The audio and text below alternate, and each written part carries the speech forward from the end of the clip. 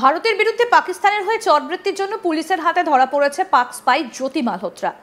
হরিয়ানার হিসারের বাসিন্দা জ্যোতি YouTube blogging করার পাশাপাশি ভারতের গোপন এবং সংবেদনশীল তথ্য সংগ্রহ করে পাক হ্যান্ডলারদের হাতে তুলে দিত বলে অভিযোগ। এই অভিযোগের বিষয়ে প্রমাণ হাতে আসতেই জ্যোতি মালহোত্রাকে গ্রেফতার করে পুলিশ। তাকে দফায় দফায় জেরা করা হচ্ছে। জাতীয় তদন্তকারী সংস্থা এনআইএও তাকে জেরা করেছে। বৃহস্পতিবার 22 মে জ্যোতিকে ফের আদালতে তোলা হবে। তবে সূত্রের খবর, জ্যোতির মধ্যে এই পাকিস্তানের হয়ে চরবৃত্তি করা অর্থাৎ দেশের হয়ে গদ্দারি করার জন্য কোনো অনুশোচনা নেই বলে জানা গিয়েছে। উল্টে তদন্তকারীদের কাছে জ্যোতি জানিয়েছেন তিনি কেবল তার বাক স্বাধীনতা প্রয়োগ করেছেন মাত্র। একবার বুঝে দেখুন, যেখানে দেশের সেনাবাহিনী ও দেশের নিরাপত্তা সংক্রান্ত গোপন ও সংবেদনশীল তথ্য শত্রু দেশের হাতে তুলে দেবার পরও জ্যোতি বলছে যে সে কোনো ভুল করেনি, এটা তার বাক স্বাধীনতা। সূত্রের খবর, জ্যোতিকে পাকিস্তানপন্থী আখ্যান, যা যুদ্ধের একটা নতুন রূপ, তা এগিয়ে নিয়ে যেতে বলা হয়েছিল। তদন্তকারীরা জানতে পেরেছেন যে জ্যোতিকে বাড়তি দায়িত্ব দেওয়া হয়েছিল।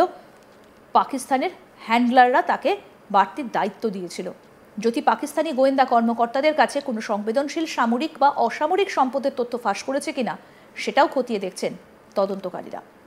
এই বিষয়ে কি বলছেন কর্নেল দীপ্তাংশু চৌধুরী, শুনবো।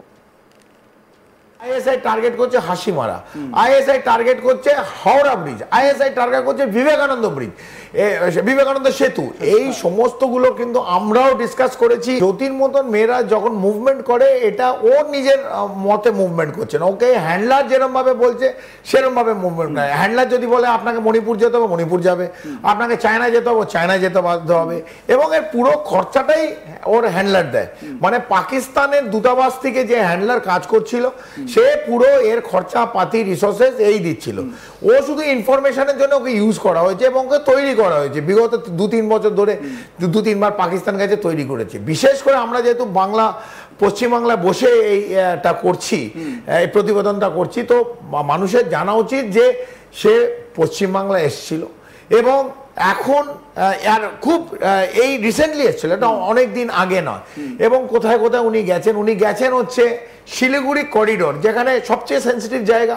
এই নিয়ে বিভিন্ন জায়গা আমরা কথা বলছি এবং পাকিস্তানের আইএসআই, কমপ্লিট আইএসআই যে ইনফ্রাস্ট্রাকচার, এটা বাংলাদেশে এখন ঘোরাঘুরি করছে এবং রংপুর লালমনিরহাটের আশেপাশে ঘুরছে, যেটা 20 কিলোমিটার দূর।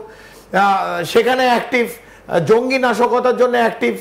সেই জায়গায় এই ভদ্রমহিলা চলে গেছে সেই শিলিগুড়িতে করোনেশন ব্রিজ। এই করোনেশন ব্রিজের ওপর তিনি ছবি তুলে পাঠাচ্ছে। করোনেশন ব্রিজ হচ্ছে একটা ভেরি ইম্পর্টেন্ট লিঙ্ক এই শিলিগুড়ি করিডোরে, যে দুটো জায়গায় এটা লিঙ্ক, নর্থ ইস্টে এটাকে ধরে রাখছে। দার্জিলিং যেতে গেলে আমাদের এই লাগবে, যদি এটা ভেঙে যায় কমপ্লিট ডিভাস্টেশন হয়ে যাবে। তো ও করোনেশন ব্রিজে গিয়ে ছবি তুলেছে, শিলিগুড়ি করিডোরে বিভিন্ন জায়গায় ঘুরছে, ছবি তুলেছে। আলিপুরদুয়ারে গিয়ে এই যে ভুটান থেকে আসা এই যে বিভিন্ন রুটগুলো, আমরা একদিন স্বপন আপনার সঙ্গে একটা প্রোগ্রাম আমরা অলরেডি করে ফেলেছি। আমরা জানতাম না তার আগে আমরা এই প্রোগ্রাম যে কোনগুলো রুট হতে পারে, যে নাশকতার ছকে যে জঙ্গি ঢুকবে, বিশেষ করে পশ্চিমবাংলা এবং উত্তর পূর্ব, সেটা হচ্ছে নেপাল, ভুটান এবং বাংলাদেশ। এবং নেপাল, ভুটানে যেখানে কোনো পাসপোর্ট এবং ভিসার ব্যাপার নেই, এবং দুটো জায়গা থেকে পশ্চিমবাংলায় খুব আরামসে যে কোনো লোক ঢুকতে পারে।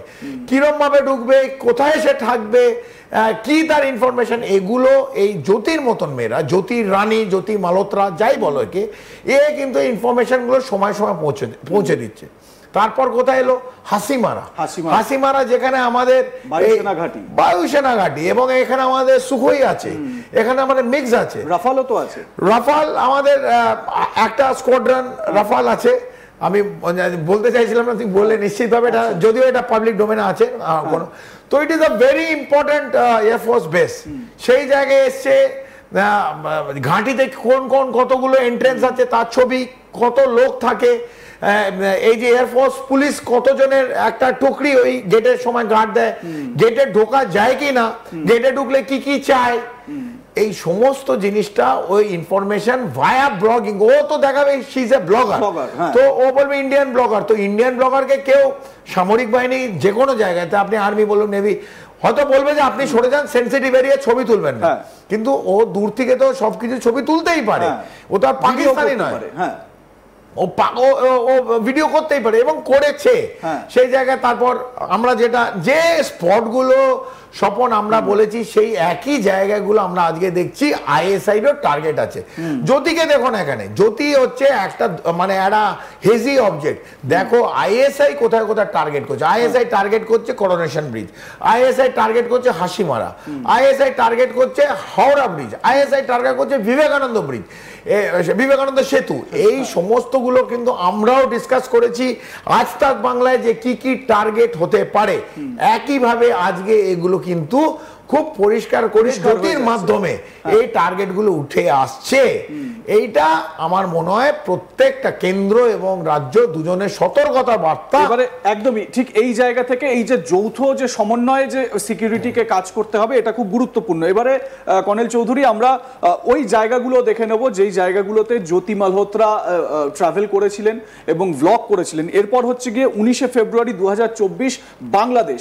এর সিগনিফিকেন্সটা কি এটাও কিন্তু বোঝানোর মতন রয়েছে। এই যে বাংলাদেশ 19শে ফেব্রুয়ারি 2024 এই সালটাকে মাথায় রাখতে হবে colonel Chowdhury. Very important. 5 August Hasina সরকার উৎখাত হলো, হাসিনা শেখ হাসিনা সাবেক প্রধানমন্ত্রী তাকে পালিয়ে আসতে হলো এবং তার আগে ভাগে মানে সেটা ছিল 5 আগস্ট মাসের ঘটনা।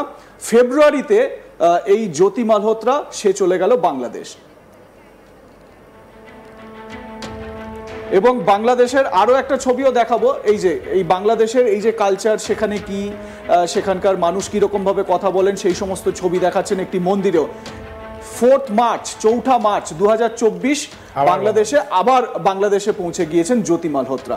এই যে ঠিক কর্নেল চৌধুরী এই জায়গাটাই আমি দেখানোর চেষ্টা করছি। এই যে জায়গাটা যখনই একজন ব্লগার ব্লগ করে দেখাচ্ছেন এই জায়গাটা, এটা যেরকম যারা ভিউয়ার্স রয়েছেন তাদের কাছে পরিষ্কার চলে আসছে, ঠিক সেই রকম কিন্তু যারা ইন্টেলে কাজ করেন তাদের কাছেও তো পুরো পরিষ্কার হয়ে যাচ্ছে। হ্যাঁ, তাদের কাছে পরিষ্কার হয়েছে বলে তো অনেকদিন ধরে ওর উপর নজর রাখছিল, ওর হ্যান্ডলারের উপর নজর রাখছিল, দানিশের উপর নজর রাখছিল। এবং দেখুন উনি কোন ফ্লাইটে যাচ্ছেন।